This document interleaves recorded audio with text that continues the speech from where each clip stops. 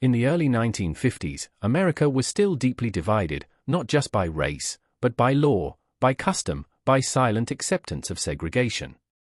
The South, in particular, was a place where black people were denied public facilities, denied equal education, denied the right to vote, and were often subjected to violence and humiliation just for being where they were born. But beneath the surface of that era, a quiet, determined movement was beginning to stir, a movement that would eventually shake the foundations of the nation and redefine what it meant to be American. It was the civil rights movement, and it began with a single act of defiance. Rosa Parks, a seamstress from Montgomery, Alabama, who refused to give up her seat on a segregated bus in 1955. Her act was not just an act of protest, it was a declaration that no one, not even the most marginalized, should be forced to submit to injustice. That moment ignited the Montgomery bus boycott, a 381-day campaign that brought the city to a standstill and ultimately led to the Supreme Court ruling that segregation on public buses was unconstitutional. It was a turning point, but it was only the beginning.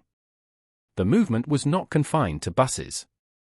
It was a nationwide, multifaceted, grassroots effort, led by a coalition of activists, clergy, students, and ordinary people who refused to accept a system that denied them dignity.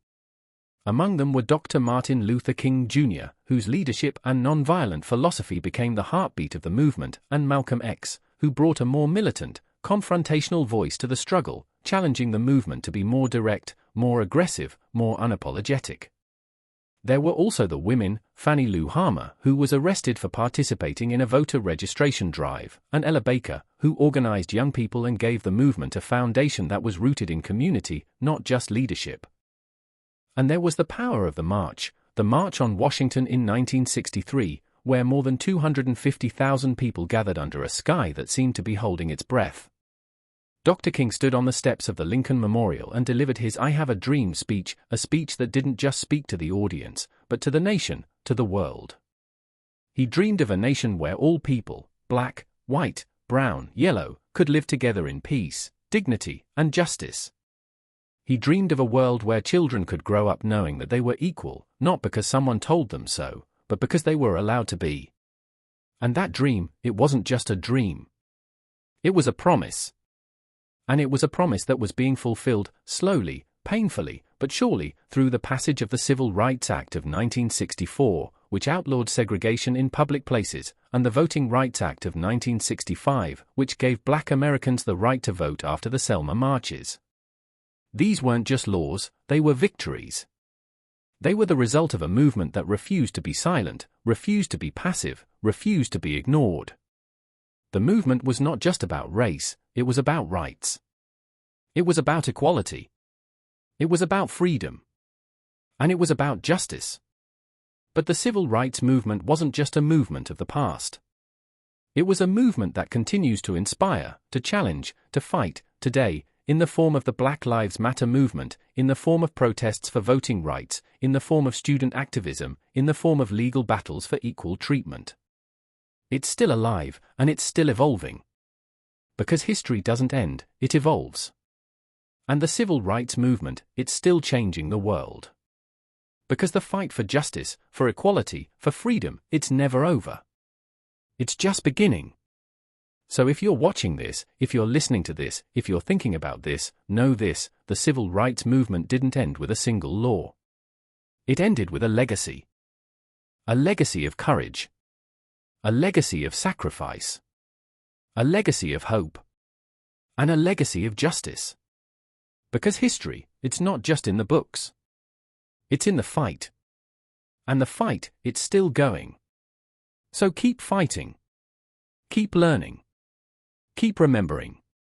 Because the story, it's still being written. And it's still being lived. The civil rights movement was not just a movement of the past, it was a movement that continues to inspire, to challenge, to fight, today, in the form of the Black Lives Matter movement, in the form of protests for voting rights, in the form of student activism, in the form of legal battles for equal treatment. It's still alive, and it's still evolving. Because history doesn't end, it evolves. And the civil rights movement, it's still changing the world. Because the fight for justice, for equality, for freedom, it's never over. It's just beginning.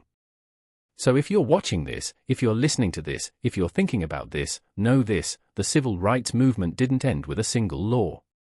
It ended with a legacy. A legacy of courage. A legacy of sacrifice. A legacy of hope. And a legacy of justice. Because history, it's not just in the books. It's in the fight. And the fight, it's still going. So keep fighting. Keep learning. Keep remembering. Because the story, it's still being written. And it's still being lived. The civil rights movement was not just about race, it was about rights. It was about equality. It was about freedom. And it was about justice. But it was also about identity. About pride. About resistance. About resilience. About reclaiming dignity. And it was about building a future. Not just for Black Americans, but for all Americans. For the young people who will inherit this nation. For the children who will grow up knowing that they are not defined by the color of their skin, but by the courage they have to stand up for what is right. The movement didn't just end with the passage of laws, it ended with the creation of a new vision, a vision that continues to be challenged, to be debated, to be built upon. It's a vision that is still being written, by students in classrooms, by activists on the streets, by lawyers in courtrooms, by poets in their rooms, by mothers and fathers who say, "I will not let my child be treated like this." It's a vision that is still being lived, and it's a vision that is still being fought for. Because the fight, it's not over.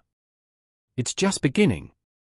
So if you're watching this, if you're listening to this, if you're thinking about this, know this: the civil rights movement didn't end with a single law.